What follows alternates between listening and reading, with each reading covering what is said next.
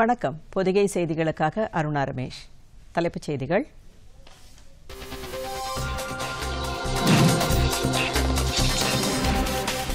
மக்களவைத் தேர்தலில் 115 தொகுதிகளுக்கான 3ஆம் கட்ட வாக்குப்பதிவு. வேட்புமனு தாக்கல் இன்று தொடக்கம்.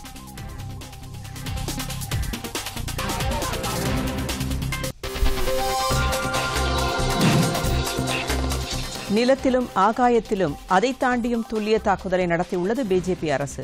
பிரதமர் நரேந்திர மோடி.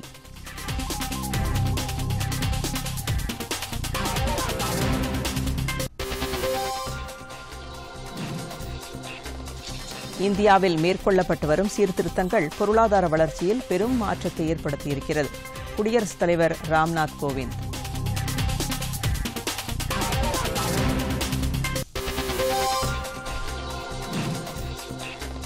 ராம்கி ஜென்மபூமி திரைப்பட வெளியீட்டிற்கு தடை விதிக்க உச்சநீதிமன்றம் மறுப்பு.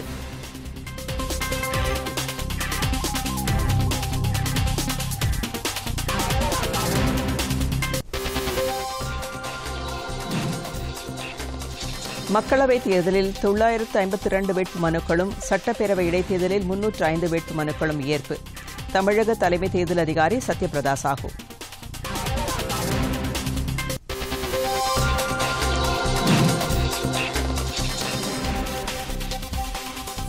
ஜெய்ஷ்-இ முகமது அமைப்பின் தலைவர் மசூத் அசாரை சர்வதேச தீவிரவாதியாக அறிவிக்க கோரும் வரைவு அறிக்கை ஐநாவில் அமெரிக்கா தாக்கல்.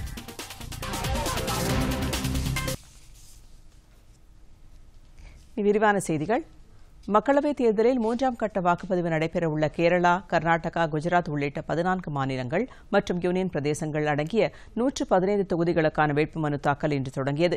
இந்த தொகுதிகளில் அடுத்த மாதம் 23ஆம் தேதி வாக்குப்பதிவு நடைபெறவுள்ளது. இத்தொகுதிகளில் வேட்புமனு தாக்கல் செய்ய ஏப்ரல் 4ஆம் தேதி கடைசி நாள். மறுநாள் வேட்புமனுக்கள் மீதான பரிசீலனை நடைபெறும். வேட்புமனுக்களை திரும்பப் பெற ஏப்ரல் 8ஆம் தேதி கடைசி நாள். கேரளாவில் மொத்தமுள்ள 20 தொகுதிகளுக்கும், குஜராத்தில் 26 தொகுதிகளுக்கும் ஒரே கட்டமாக வாக்குப்பதிவு நடைபெறும்.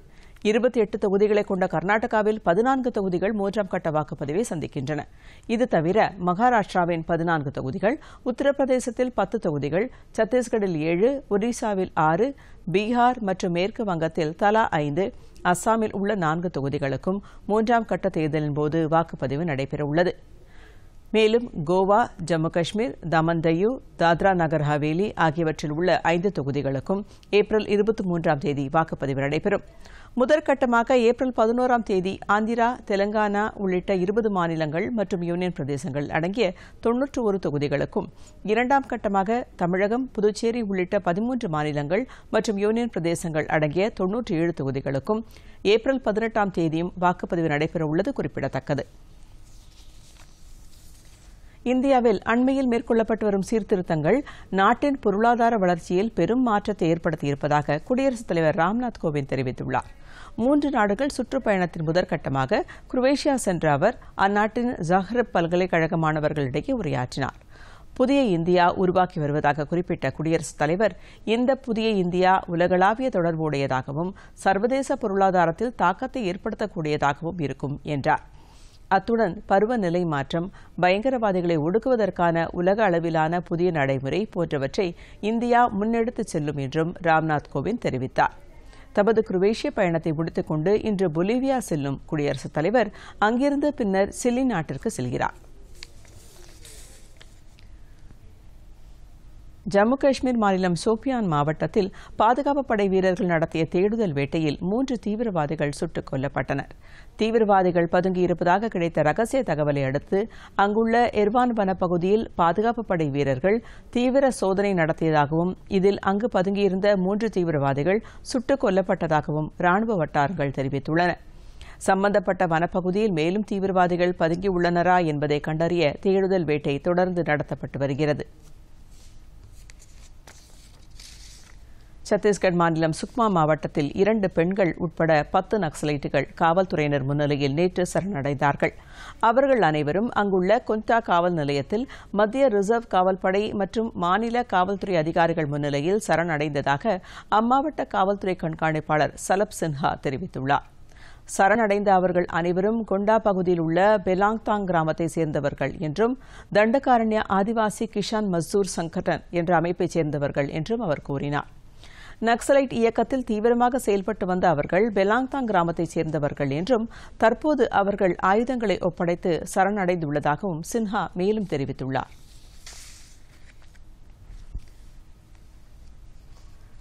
ராம் கி ஜென்மபூமி திரைப்பட வெளியீட்டிற்கு தடை விதிக்க உச்சநீதிமன்றம் மறுத்துவிட்டது. இத்திரைப்படம் நாளை வெளியாக இருந்த நிலையில் இந்த திரைப்படத்தினால் அயோத்திய நில வழக்கு குறித்த விசாரணை பாதிக்கப்படும் என்றும் எனவே இதற்கு தடை விதிக்க கோரியும் உச்சநீதிமன்றத்தில் மனு தாக்கல் செய்யப்பட்டிருந்தது.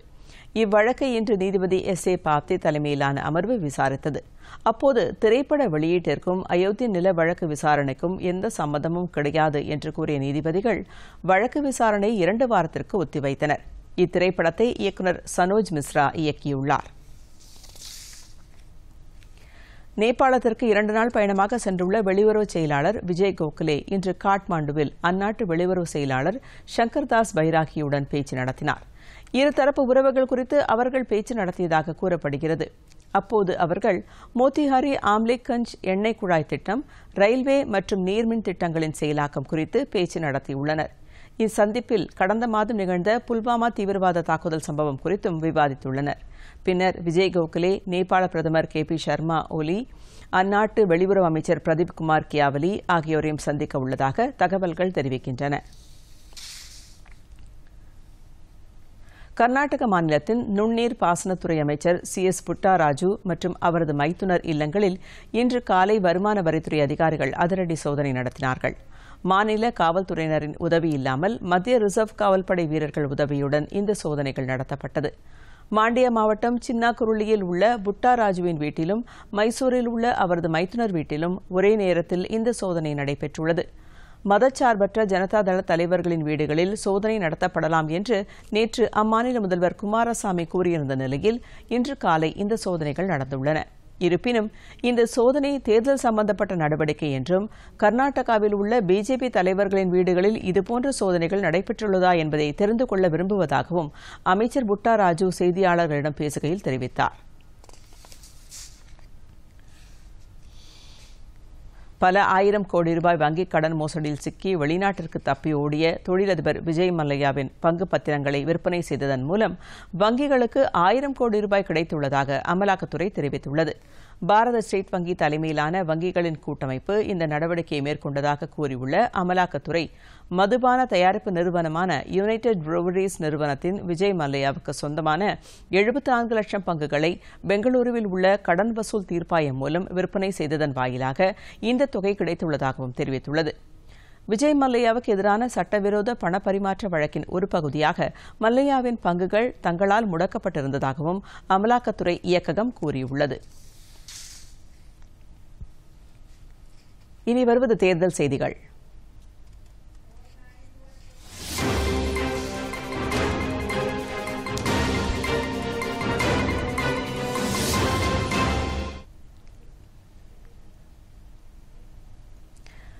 நிலத்திலும் ஆகாயத்திலும் அதை தாண்டியும் துல்லிய தாக்குதலை பிஜேபி அரசு நடத்தியுள்ளதாக பிரதமர் நரேந்திர மோடி தெரிவித்துள்ளார். உத்தரப்பிரதேச மாநிலம் மீரட்டில் பிஜேபி தேர்தல் பிரச்சாரத்தில் பேசிய அவர், இப்போது நடைபெறவுள்ள மக்களவைத் தேர்தல் உறுதியான அரசுக்கும் கடந்த காலத்தில் உறுதியற்ற தன்மையுடன் இருந்த அரசுக்கும் இடையே நடைபெறும் தேர்தலாகும் என்று கூறினார். மக்களின் கனவுகள், எதிர்பார்ப்புகள் ஆகியவற்றை சார்ந்ததாக இந்த தேர்தல் அமைந்துள்ளது என்றும் தெரிவித்தார். விண்வெளியில் செயற்கைக்கோளை தாக்கி அழித்ததை பிரதமர் சுட்டிக்காட்டினார். முன்னதாக முன்னாள் பிரதமர் சரண் சிங்கின் நினைவிடத்தில் பிரதமர் மோடி அஞ்சலி செலுத்தினார்.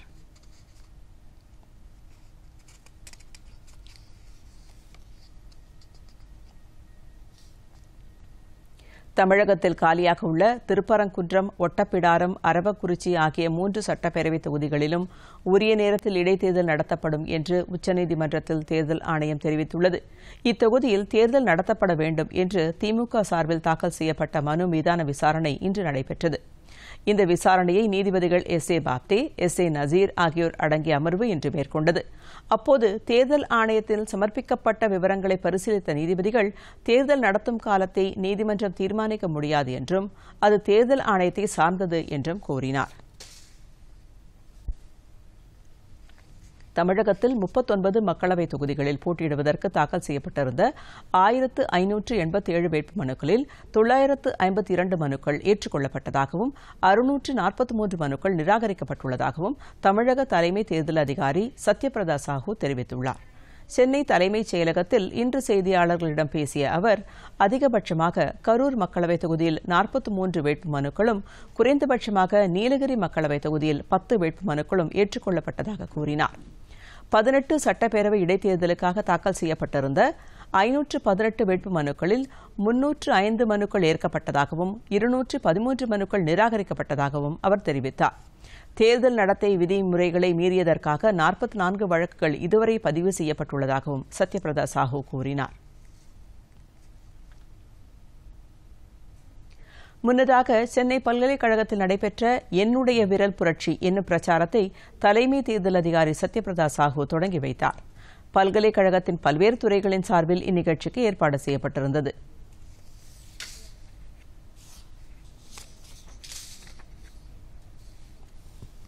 பொதுத் தேர்தல்களில் ஒன்றுக்கும் மேற்பட்ட தொகுதியில் போட்டியிட தடை விதிக்க கோரும் மனு மீது 2 வாரங்களுக்கு பிறகு விசாரணை நடைபெறும் என்று உச்சநீதிமன்றம் தெரிவித்துள்ளது. இந்த மனு நேற்று நீதிபதி S.A. பாப்தே தலைமையிலான அமர்வு முன்பு பரிசீலனைக்கு வந்தபோது வேட்பாளர்கள் ஒரு தொகுதிக்கு மேல் போட்டியிட அனுமதிக்கக்கூடாது என்பது உள்ளிட்ட சீர்திருத்தங்கள் 2004ஆம் ஆண்டே அரசிடம் முன்மொழியப்பட்டிருப்பதாக தேர்தல் ஆணையத்தின் சார்பில் சுட்டிக்காட்டப்பட்டது.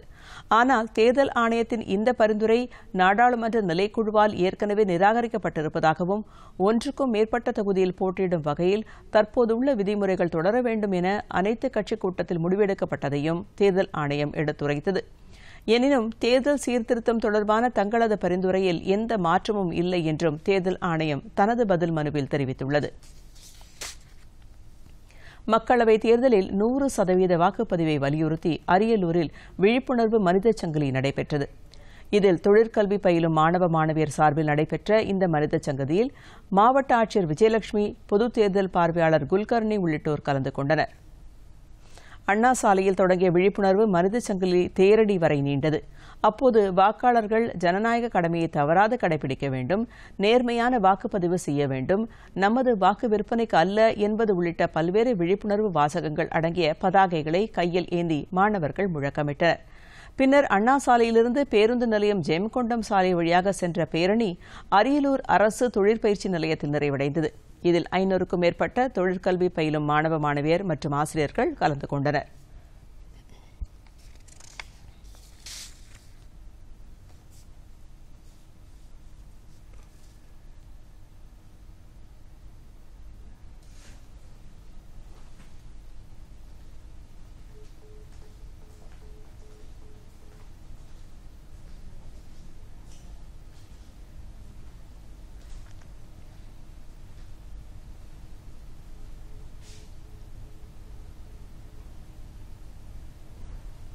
தருமபுரியில் மாற்றுத்திறனாளிகளுக்கான தேர்தல் மற்றும் வாக்குப்பதிவு குறித்த விழிப்புணர்வு நிகழ்ச்சி நடைபெற்றது. மாவட்ட நிர்வாகம் மற்றும் மாற்றுத்திறனாளிகள் நலத்துறை சார்பில் மாவட்ட ஆட்சித்தலைவர் அலுவலகத்தில் நடைபெற்ற நிகழ்ச்சியில் மாவட்ட ஆட்சித்தலைவரும் தேர்தல் அலுவலருமான S. மலர்விழி கலந்து கொண்டு தேர்தல் தொடர்பான உறுதிமொழியை வாசித்தார். மாற்றுத்திறனாளிகள் அறியும் வகையில் உறுதிமொழி சைகை மூலம் மொழிபெயர்க்கப்பட்டது. அப்போது மாற்றுத்திறனாளிகள் கலந்து கொண்ட 3 சக்கர வாகன விழிப்புணர்வு பேரணியையும் மாவட்ட ஆட்சியர் தொடங்கி வைத்தார்.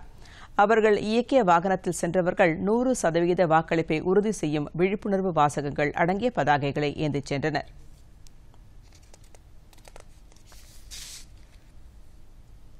தஞ்சாவூர் பழைய பேருந்து நிலையம் அருகே உள்ள தங்கும் விடுதிகள், அரசு மதுபான கடைகள் உள்ளிட்டவற்றில் மாவட்ட தேர்தல் அதிகாரியும் ஆட்சித்தலைவருமான அண்ணாதுரை தலைமையில் மாவட்ட கண்காணிப்பாளர் மகேஸ்வரன் உள்ளிட்ட அதிகாரிகள் ஆய்வு மேற்கொண்டனர்.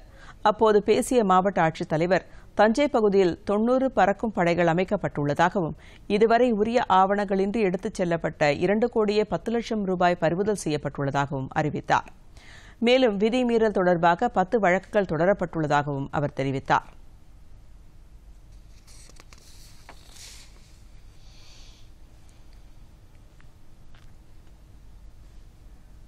அடுத்து சில முக்கிய செய்திகளை விரைவு செய்திகளாக பார்ப்போம்.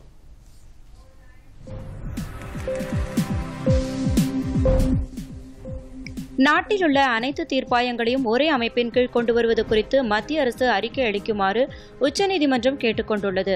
தலைமை நீதிபதி ரஞ்சன் கோகோய் தலைமையிலான 5 பேர் கொண்ட அரசியல் சாசன அமர்வு நேற்று இதற்கான உத்தரவை பிறப்பித்தது. கீழமை நீதிமன்றங்கள் 1997 மற்றும் 2010 ஆண்டுகளில் வழங்கிய 2 இடைக்கால தீர்ப்பு குறித்து விசாரணை மேற்கொண்ட இந்த அமர்வு தேசிய நிறுவன சட்ட தீர்ப்பாய குழுவில் உள்ள காலியிடங்களை 2 வார காலத்திற்குள் நிரப்ப நடவடிக்கை எடுக்குமாறு பரிந்துரை செய்தது. கோவா அமைச்சரவையில் புதிய அமைச்சராக தீபக் புஷ்கர் பதவியேற்றார். கோவா மாநிலத்தில் துணை முதலமைச்சராக இருந்த மகாராஷ்டிரவாதி கோமந்தக் கட்சியின் தலைவர் சுதேன் தவாலிகர் பொறுப்பிலிருந்து நீக்கப்பட்டார். இதைத் தொடர்ந்து நேற்றிரவு தீபக் புஷ்கர் புதிய அமைச்சராக பதவியேற்றுக் கொண்டார். மகாராஷ்டிரவாதி கோமந்தக் கட்சியைச் சேர்ந்த 3 சட்டமன்ற உறுப்பினர்களில் 2 பிஜேபியில் இணைந்தனர். இதையடுத்து 40 பேர் கொண்ட கோவா சட்டப்பேரவையில் பிஜேபியின் பலம் 14ஆக உயர்ந்துள்ளது. வேளாண் பட்டய படிப்புகளில் தொலைதூர கல்வியை அனுமதிக்க இயலாது என்று நிகர்நிலை பல்கலைக்கழக மானியக்குழு நிராகரித்துள்ளது. வேளாண் பட்டய படிப்புகள் தொழில்நுட்பம் சார்ந்தது என்றும் அவை பரிசோதனை கூடங்கள் அல்லது நேரடி பயிற்சிகளுக்கு உள்ளாக்கப்பட வேண்டியது அவசியம் என்று மானியக்குழு தெரிவித்துள்ளது. தொழில்நுட்ப கல்விகளான மருத்துவம், பொறியியல் போன்ற படிப்புகளுக்கு தொலைதூர பாடத்திட்டம் கிடையாது என்று ஏற்கனவே நடைமுறைப்படுத்தப்பட்டுள்ள நிலையில் தற்போது வேளாண் பட்டய படிப்புகளுக்கும் தொலைதூர கல்வி மறுக்கப்பட்டுள்ளது குறிப்பிடத்தக்கது. இந்தியா ஆப்பிரிக்கா கூட்டமைப்பு நாடுகளிடையே நலவாழ்வு ஒத்துழைப்பை பலப்படுத்துவது தொடர்பான புரிந்துணர்வு ஒப்பந்தம் கையெழுத்தாகியுள்ளது. இதுகுறித்து மத்திய வெளியுறவுத்துறை அமைச்சகம் வெளியிட்டுள்ள அறிக்கையில் நலவாழ்வுத்துறையின் பல்வேறு பிரிவுகளில் இரு நாடுகளிடையே ஒத்துழைப்பை மேம்படுத்தவும் ஆய்வு மற்றும் வளர்ச்சி பணிகளில் கூட்டாக இணைந்து செயல்படவும் முடிவெடுக்கப்பட்டுள்ளது. மேலும் மருத்துவம், வர்த்தகம், உற்பத்தி மற்றும் சேவை துறையில் இணைந்து பணியாற்றவும் நடவடிக்கை எடுக்கப்பட்டுள்ளதாக அந்த செய்திக்குறிப்பில் தெரிவிக்கப்பட்டுள்ளது. வங்கிக் கடன் மோசடி வழக்கில் சிக்கி லண்டனில் கைது செய்யப்பட்டுள்ள இந்திய வைர வியாபாரி நீரவ் மோடிக்கு சொந்தமான ஓவியங்களை வருமான வரித்துறை அதிகாரிகள் சுமார் 56 கோடி ரூபாய்க்கு ஏலத்தில் விட்டுள்ளனர். பொதுவாக இத்தகைய குற்றச்சாட்டுகளில் சொத்துக்கள், ஆபரணங்கள் மற்றும் விலையுயர்ந்த பொருட்கள் மட்டுமே ஏலத்தில் விட்டு வரி ஏய்ப்பு வசூல் செய்யப்படும். முதன்முறையாக ஓவியங்களை ஏலத்தில் விட்டு தற்போது வரி வசூல் செய்யப்பட்டுள்ளது. இந்தியாவிற்கு நாடு கடத்தப்படும் நடவடிக்கைக்கு நீரவ் மோடி ஆளாகியுள்ள நிலையில் மும்பையில் இந்த நடவடிக்கை மேற்கொள்ளப்பட்டுள்ளது. அடுத்த 2ஆம் தேதி முதல் ஆஸ்திரேலியா மற்றும் இந்திய கப்பல் படைகள் கூட்டாக இணைந்து போர் பயிற்சிகளை மேற்கொள்ள உள்ளதாக ஆஸ்திரேலியா ஹை கமிஷன் தெரிவித்துள்ளது. இதுகுறித்து இன்று சென்னையில் பேசிய ஆஸ்திரேலியா ஹை கமிஷனின் பாதுகாப்பு ஆலோசகர் சிமோன் பேட்மேன் மற்றும் ஆஸ்திரேலியாவுக்கான கான்சல் ஜெனரல் சூசன் கிரேஸ் இருவரும் இதனை தெரிவித்தனர். 2 ஆஸ்திரேலிய போர்க்கப்பல்கள் இந்திய கடற்படையுடன் இணைந்து விசாகப்பட்டினத்தில் பயிற்சி மேற்கொள்ள உள்ளதாகவும் அவர்கள் தெரிவித்தனர். இந்த பயிற்சிகள் அடுத்த மாதம் 2ஆம் தேதி தொடங்கி 16ஆம் தேதி வரை விசாகப்பட்டினம் கடற்பகுதியில் நடைபெற உள்ளது. போயிங் 737 மேக்ஸ் விமானங்களில் உள்ள குறைபாடுகளுக்கு தீர்வு காணப்பட்டுள்ளதாக அந்நிறுவனம் தெரிவித்துள்ளது. இதுகுறித்து அந்நிறுவனம் தெரிவித்துள்ள தகவலில் கடந்த 5 மாதங்களில் இந்த ரக 2 விமானங்கள் விபத்துக்குள்ளானதற்கு அதில் அமைக்கப்பட்டுள்ள கட்டுப்பாட்டு மென்பொருள் குறைபாடே காரணம் என்று குறிப்பிடப்பட்டுள்ளது. இதனை அடுத்து தற்போது விமானத்தை கண்காணித்து வழிகாட்டும் கட்டுப்பாட்டு கருவிகள் புதிய மென்பொருள் மூலம் மேம்படுத்தப்பட்டுள்ளதாக அந்நிறுவனம் தெரிவித்துள்ளது. இதனால் விமானிகள் தேவையான நேரத்தில் சரியான முடிவை எடுத்து விபத்தில்லாமல் இயக்க முடியும் என்றும் அந்நிறுவன அறிக்கை தெரிவிக்கிறது. அடுத்து வருவது உலக செய்திகள்.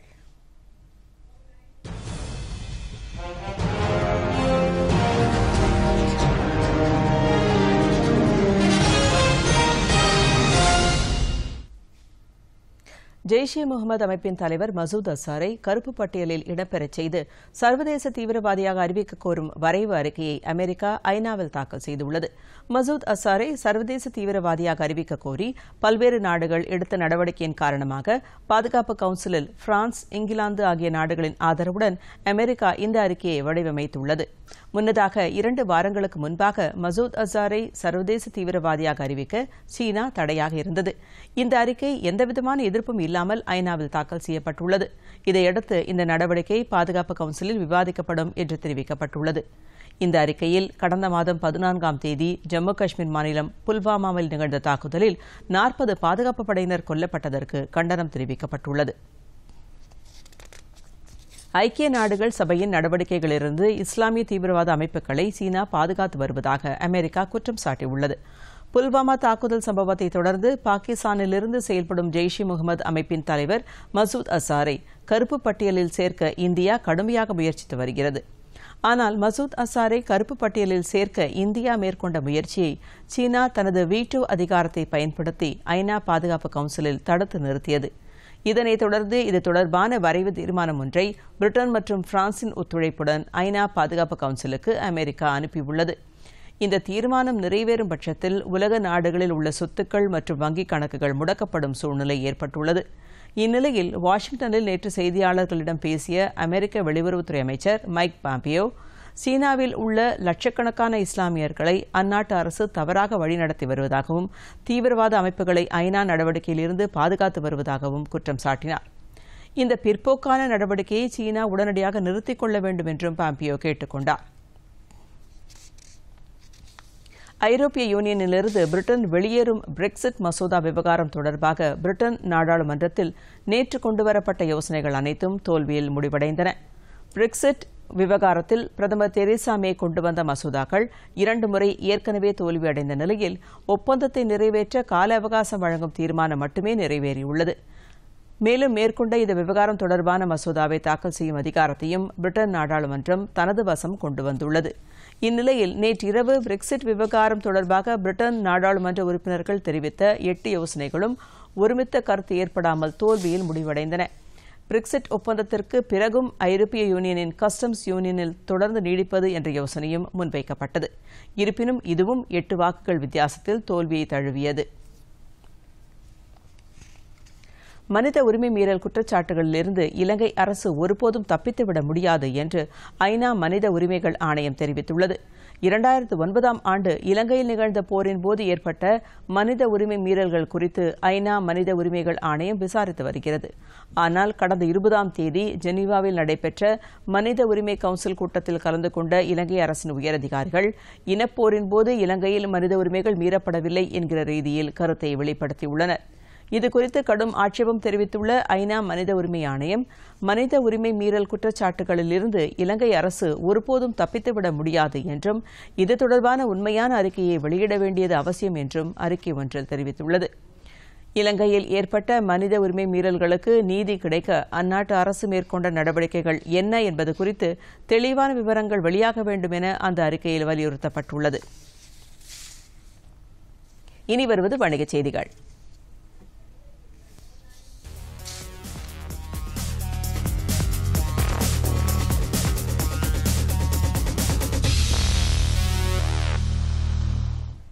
இந்திய பங்குச் சந்தைகள் இன்று ஏற்றத்துடன் தொடங்கின. மும்பை பங்குச் சந்தை சென்செக்ஸ் 233 புள்ளிகள் உயர்ந்து 38,365 புள்ளிகளாக இருந்தது. தேசிய பங்குச் சந்தையான நிப்டி 78 புள்ளிகள் உயர்ந்து 11,523 புள்ளிகளாக காணப்பட்டன. அமெரிக்க டாலருக்கு நிகரான இந்திய ரூபாயின் மதிப்பு 9 காசுகள் உயர்ந்து 68 ரூபாய் 97 காசுகளாக உள்ளது. ஆபரண தங்கத்தின் விலை இன்று சவரன் ஒன்றுக்கு 24,456 ரூபாய்க்கு விற்பனை செய்யப்படுகிறது. 1 கிராம் தங்கம் 3,057 ரூபாய்க்கு விற்பனையாகிறது. பார் வெள்ளியின் விலை கிலோ ஒன்றுக்கு 40,800 ரூபாய்க்கும் 1 கிராம் வெள்ளி 40 ரூபாய் 80 காசுக்கும் விற்கப்படுகிறது. சென்னையில் இன்று பெட்ரோல் விலை லிட்டர் 75 ரூபாய் 62 காசுக்கு விற்பனை செய்யப்படுகிறது. டீசல் விலை லிட்டர் 70 ரூபாய் 15 காசாக உள்ளது.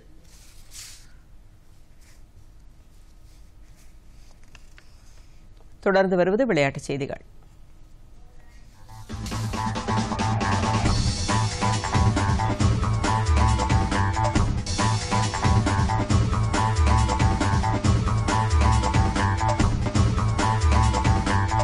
மலேசியாவில் நடைபெறும் சுல்தான் அஸ்லான் ஷா கோப்பை ஹாக்கி போட்டித் தொடரின் இறுதி ஆட்டத்திற்கு இந்தியாவும் தென்கொரியாவும் முன்னேறியுள்ளன.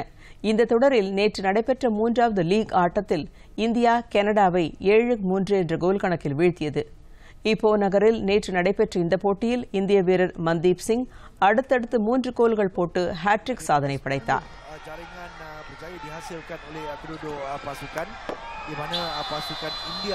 Sememangnya menunjukkan mereka begitu tajam di dalam kawasan D. இதேபோல் தென்கொரியாவும் மலேசியாவை 2-1 என்ற கோல் கணக்கில் வீழ்த்தி இறுதிப் போட்டிக்குள் நுழைந்துள்ளது. இப்போ நகரில் வரும் சனிக்கிழமை இறுதிப் போட்டி நடைபெற உள்ளது.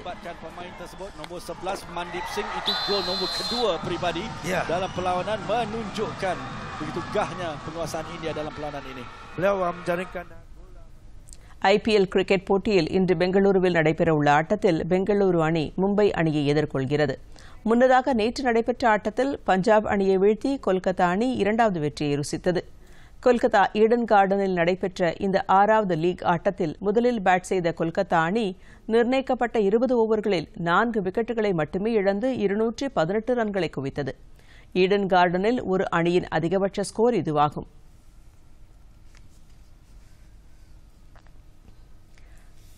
பின்னர் ஆடிய பஞ்சாப் அணி தொடக்கத்திலேயே தடுமாறியது. 20 ஓவர் முடிவில் அந்த அணி 4 விக்கெட்டுகளை இழந்து 190 ரன்கள் மட்டுமே எடுக்க முடிந்தது. இதன் மூலம் 28 ரன்கள் வித்தியாசத்தில் கொல்கத்தா அணி வெற்றி பெற்றது. ஏற்கனவே தொடக்கத்தில் ஹைதராபாத்தை தோற்கடித்த கொல்கத்தா அணி இந்த வெற்றியின் மூலம் 2வது வெற்றியை ருசித்துள்ளது.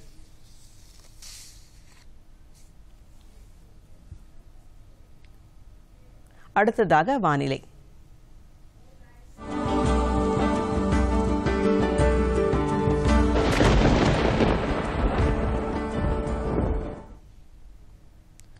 தமிழகம் மற்றும் புதுச்சேரியில் வறண்ட வானிலை நீடிக்கும் என சென்னை வானிலை ஆய்வு மையம் தெரிவித்துள்ளது.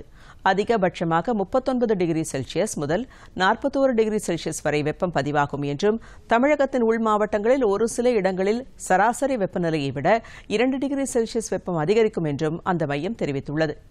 வேலூர், திருவண்ணாமலை, கிருஷ்ணகிரி, தருமபுரி, சேலம், நாமக்கல், கரூர், திண்டுக்கல், மதுரை, திருச்சி ஆகிய இடங்களில் சராசரி இயல்பை விட வெப்பநிலை 2 டிகிரி அதிகரித்து காணப்படும் என்றும் தெரிவித்துள்ளது. சென்னையை பொறுத்த அளவில் ஒரு சில இடங்களில் அதிகாலை நேரங்களில் வானம் மேகமூட்டத்துடன் காணப்படும் என்றும் அதிகபட்ச வெப்பநிலையாக 35 டிகிரி செல்சியஸும் குறைந்தபட்சமாக 26 டிகிரி செல்சியஸும் பதிவாகக்கூடும் என்றும் வானிலை ஆய்வு மையம் கூறியுள்ளது. இனி உலகின் பல்வேறு பகுதிகளில் நடைபெற்ற சில நிகழ்ச்சிகளின் தொகுப்பு உங்களுக்காக. பாரிஸில் உள்ள புகழ்பெற்ற லூவ்ர் அருங்காட்சியகத்தில் சிறப்புமிக்க பிரமிட் 30வது ஆண்டு விழாவை கொண்டாடும் வகையில் புதுப்பிக்கும் பணிகள் மேற்கொள்ளப்பட்டுள்ளன.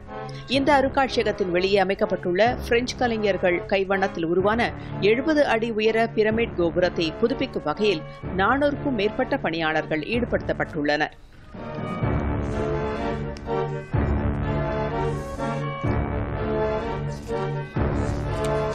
அருங்காட்சியகத்தை சுற்றியுள்ள பகுதிகளில் தரை விரிப்புகளை ஒட்டும் பணியிலும் 20க்கும் மேற்பட்ட தொழிலாளர்கள் ஈடுபட்டுள்ளனர்.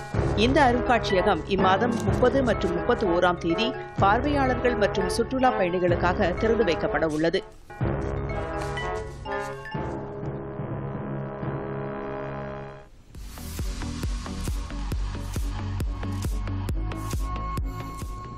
துபாயில் பன்னாட்டு அளவிலான ஆப்பிரிக்க கலைப்பொருள் கண்காட்சி பார்வையாளர்களை வெகுவாக ஈர்த்துள்ளது. உபயோகமற்ற பொருட்களான காகிதங்கள், பாட்டில்கள், துணிகள், இலைகள், மரப்பொருட்கள் போன்ற பொருட்களால் உருவாக்கப்பட்ட விதவிதமான பொருட்களும் கலைநுட்பம் வாய்ந்த ஓவியங்களும் பார்வையாளர்களை கவர்ந்தன.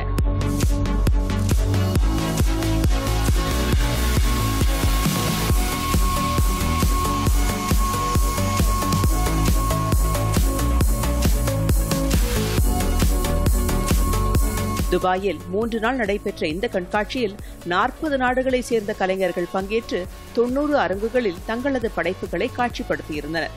இந்த கண்காட்சியானது வளைகுடா மற்றும் ஆப்பிரிக்க நாடுகளின் கலைத்திறமையை வெளிப்படுத்துவதாக அமைந்துள்ளது.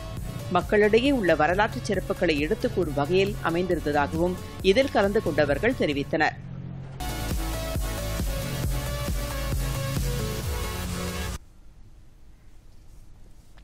மீண்டும் தலைப்புச் செய்திகள்.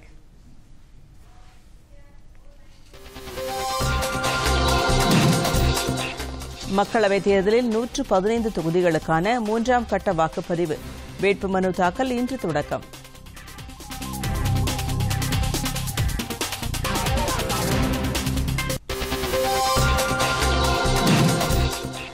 நிலத்திலும் ஆகாயத்திலும் அதை தாண்டியும் துல்லிய தாக்குதலை நடத்தியுள்ளது பிஜேபி அரசு. பிரதமர் நரேந்திர மோடி.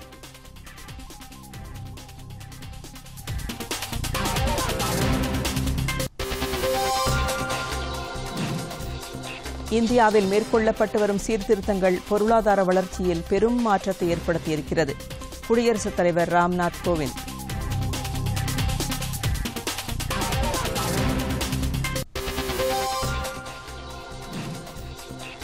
ராம் கி ஜென்மபூமி திரைப்பட வெளியீட்டிற்கு தடை விதிக்க உச்சநீதிமன்றம் மறுப்பு.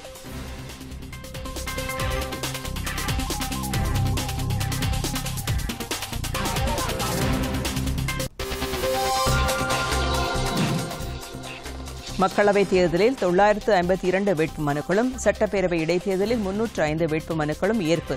தமிழக தலைமை தேர்தல் அதிகாரி சத்யபிரதா சாஹூ.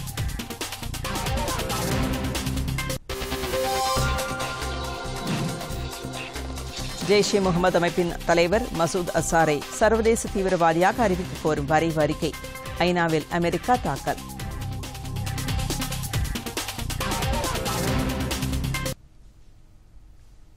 பொதிகை செய்திகளை யூடியூபில் தமிழ் நியூஸ் தூர்தர்ஷன் என்ற சேனலிலும், ட்விட்டரில் Tamil news Doordarshan @DD news Chennai என்ற பக்கத்திலும் காணலாம்.